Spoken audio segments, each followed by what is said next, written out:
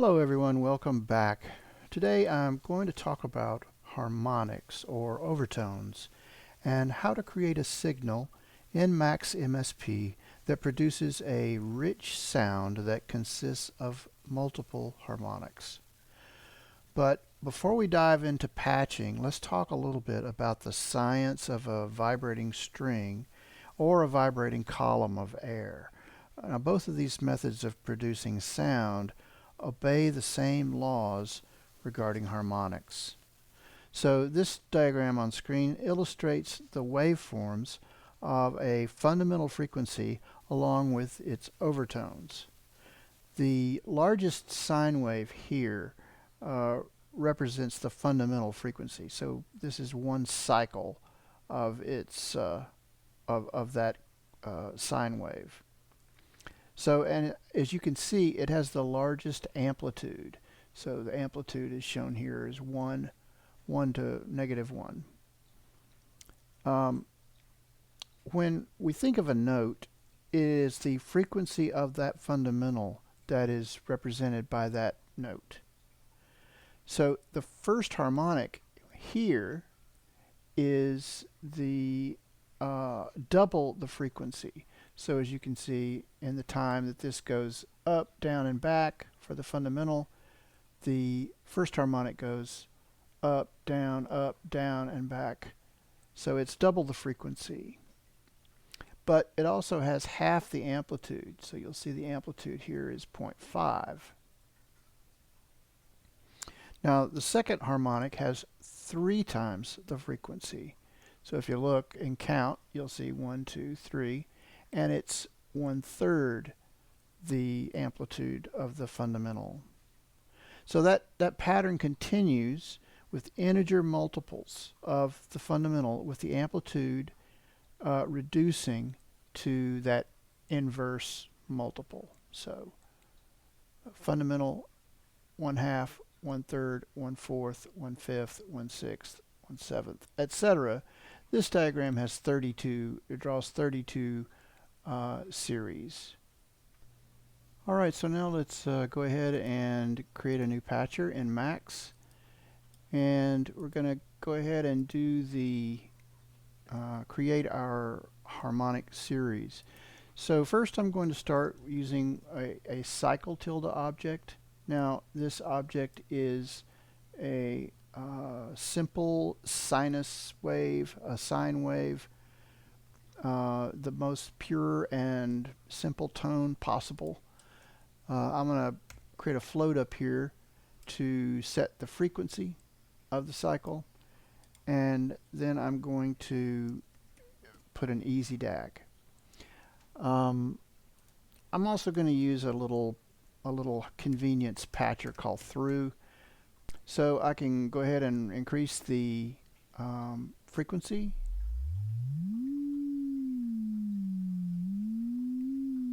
So you can hear the cycle sound of the cycle.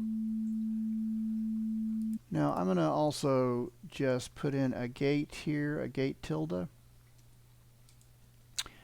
so I can toggle that sound on and off. It's just going to make it easier to when I'm demonstrating how this works. So let's go ahead and create our first harmonic. So I'm going to do that with another cycle tilde, and gonna kind of wire it in the same way. So I'm going to first multiply the frequency by 2.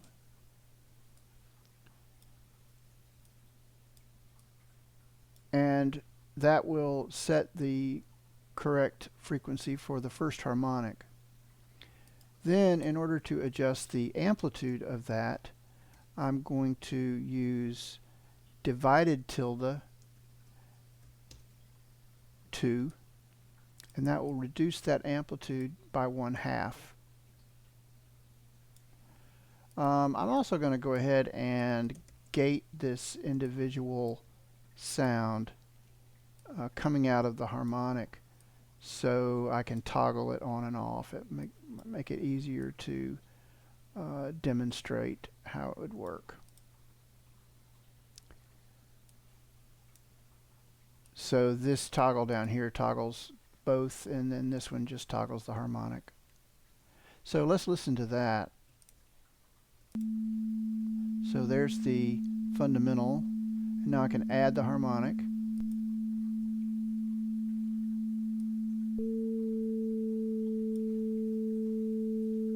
Turn it off, back on.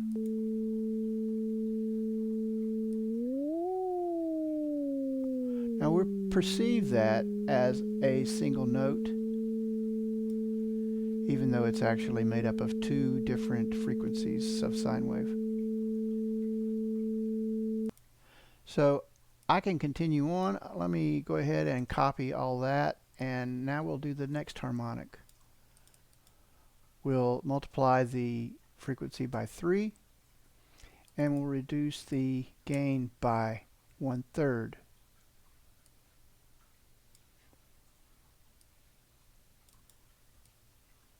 So now I'll turn on the sound, and this is the first and second the fundamental and the first harmonic. Now I'll add in the second.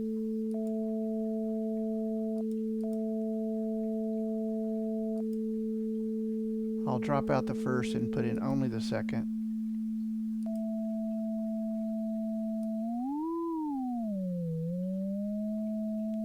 It's easy to hear the difference when you are toggling the harmonics like this, but once you change the frequency, our brains sort of merge them together, and it sounds like a single note again. So I can keep going. I'll go ahead and copy it one more time, and I'll change that to the fourth harmonic, or to the first, second, third harmonic, which is 4 times the frequency at 1/4 of the volume. And I'll put that into my gate. The reason I'm changing this frequency floating point object is because until I change it, it doesn't send a message down to this object, and therefore doesn't set the frequency of the cycle. So now let's listen to adding in the third harmonic.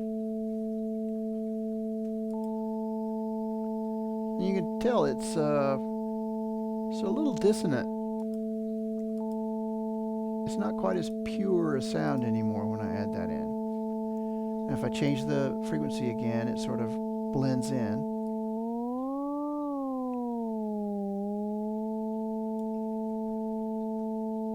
I can drop out some of the other harmonics.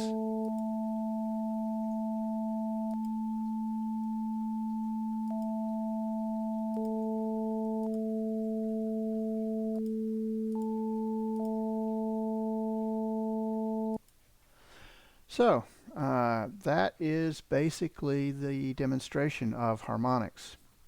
But there is a much easier way to do this with the MCcycle. So I'll show you that now. I'll go ahead and create an MCcycle. And I want to tell MCcycle that I would like to have 4 channels. And I can connect that to my my floating point number, that's the frequency. And I'm also going to use a gate with a toggle to get that, turn that on and off. So let's listen to the MCcycle. And the original sounds quite different. If I turn off the harmonics, they sound similar. The gain on the MCcycle is a little higher because it has 4 channels of cycle objects inside it. Now, there's an easy way to tell MCcycle to change the frequencies of the other channels in the that are inside. So an MC object is a wrapper.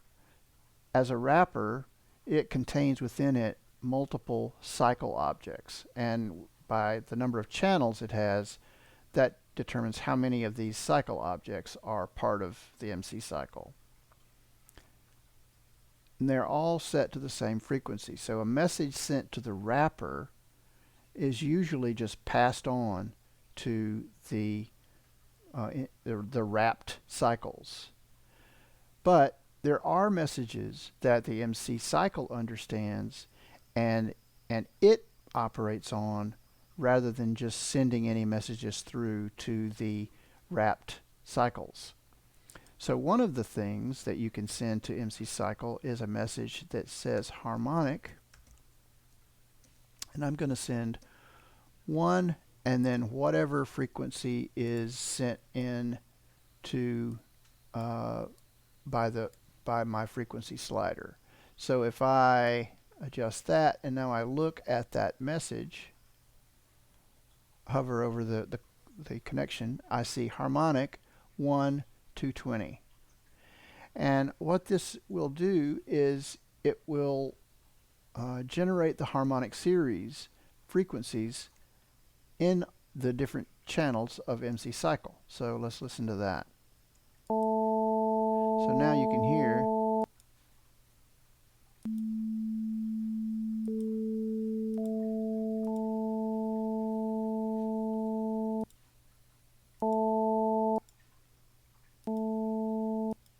the difference being that the MCcycle does not reduce the gain the way that we've done here for the different overtones. So in this case, if I hover over that output signal, you can see that these 4 different cycles are ranging in gain from +1 to -1. So that is an issue with that. Now we can solve that by using an MCgain, which again is a wrapper. And if I go into my settings and I set multiple sliders, then when I connect my MCcycle to that gain, it automatically knows how many channels there are. So it gives me 4 sliders. And I'm going to go ahead and pass that through. So now I should be able to set my gain for the first, second, third harmonic along with the fundamental, and it should more closely approximate what we're hearing over here. So let's listen to the original and now the MC.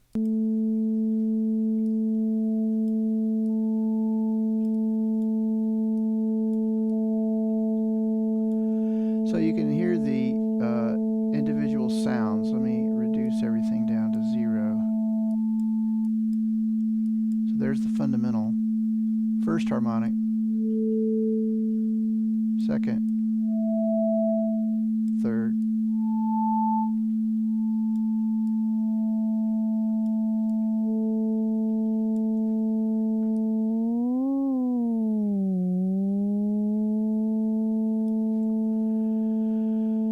So there you go. That, I hope, makes it easy to understand how you can use MCcycle to generate the harmonic series, and how you can sort of gain control those channels to get the right blend of what you're looking for. So if you're trying to create a voice and trying to do sound design, then you can, create that voice and tweak these individual parameters, and works out pretty well. Now if you go in on the MCcycle and look at the help information, you can see the messages that it can receive, and it is a ton of messages. So you can say things like apply messages, and it will send individual messages to multiple channels. You can apply values to multiple channels. Generate random on-off values. Here's the harmonic, generate a harmonic series, and you can it's really very powerful. Most of these messages are being sent to the MC wrapper. So if we go and look at the reference, the full reference of MCcycle, you'll see that the messages that it understands are basically listed as float, a mouse, reset, set all, signal. But then there's a submenu called multi-channel group messages, which that gives you the details on how each of those MC messages work. So if we go down and look at harmonic, it generates that harmonic series. The first argument, that one that we sent, is a multiplier, and it will do a calculation. Also, other than harmonic, you can also use the subharmonic message, which is similar but generates subharmonics according to this frequency rather than harmonics. So, for example, if you send it subharmonic 1 440, then it would be 440, 220, 146.7, and 110 as the harmonic subharmonic series. This is the regular harmonic series up here.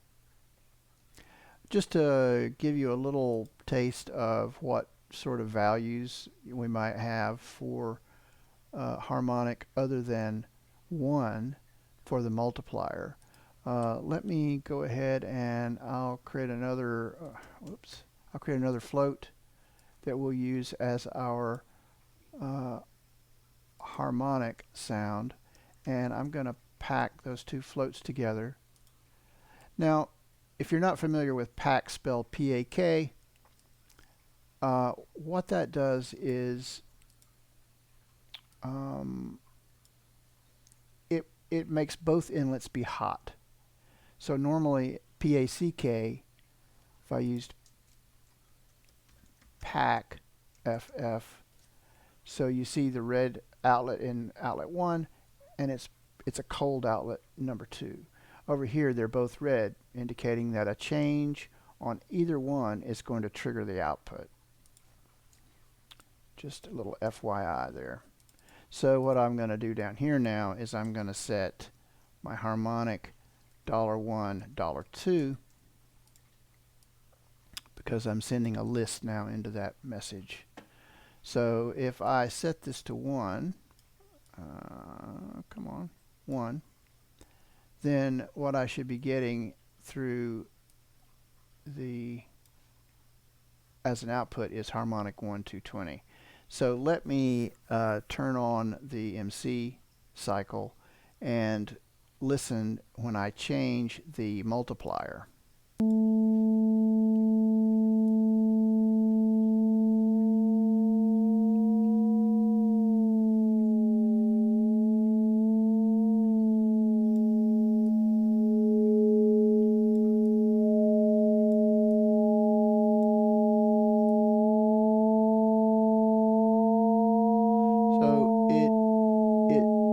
Sort of scales the frequency of the harmonics. So you still kind of can perceive it as a note, but it makes it a little bit more,